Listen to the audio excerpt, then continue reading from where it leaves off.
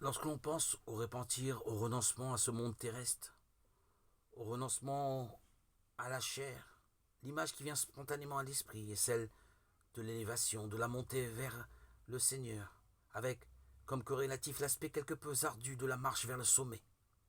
les plus hauts sommets. Si l'image du sommet est parlante, il semble que le Christ nous propose un autre chemin, celui de l'abaissement, ou pour le dire autrement, de la descente, le changement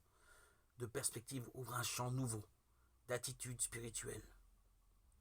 Le chemin vers le Seigneur, moins qu'un parcours courageux, devient alors une imitation du Christ en son abaissement,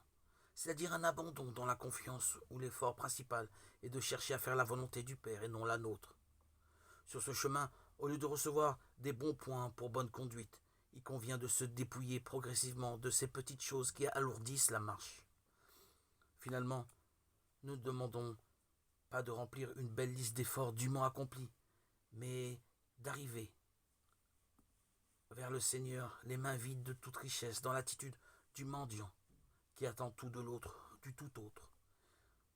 Quelle merveilleuse joie alors de voir le Christ nous tendre la main pour nous relever, nous revêtir de la robe nuptiale, nous conduire à la table du festin et nous communiquer la joie de sa résurrection. Il est temps de descendre, le Christ nous attend en son abaissement.